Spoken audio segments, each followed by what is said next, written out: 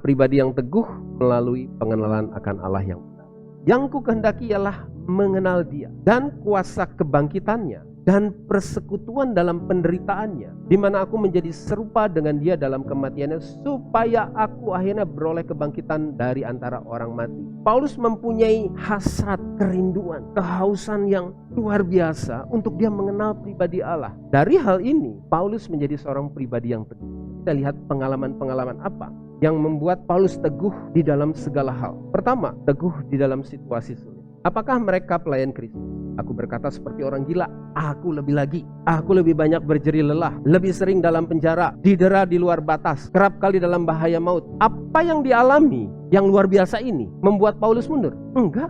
Membuat dia menyesal? Enggak, Bapak Ibu Saudara. Dia terus teguh berjalan. Bahkan dia sampai mengakhiri panggilannya dengan finishing. Teguh untuk terus menjadi berkat. Menjadi berkat itu bisa dengan uang, bisa dengan apa yang kita lakukan, pertolongan, dengan tenaga kita, dengan usaha kita, atau apapun.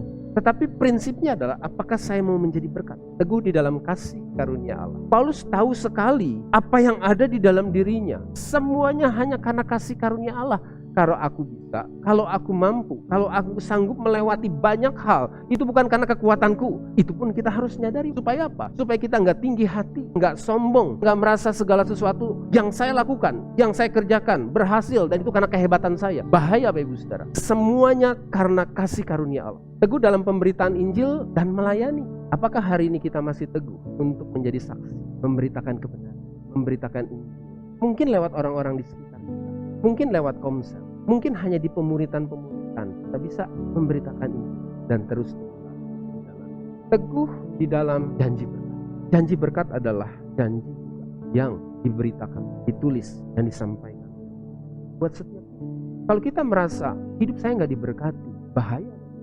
Saudara harus menyadari dulu siapa saya dan saudara, siapa kita di dalam teguh untuk menyelesaikan panggilan surgawi. Aku telah mengakhiri pertandingan yang baik, aku telah mencapai garis akhir, dan aku telah memelihara iman. Sekarang telah tersedia bagiku mahkota kebenaran yang akan dikaruniakan kepadaku oleh Tuhan. Kalau saudara belum mengerti apa panggilanmu, terus berdoa. Saudara ada dalam pemuritan, saudara bisa belajar dari firman. Saudara mengerti apa panggilan saya secara dalam kehidupan saya dari Tuhan.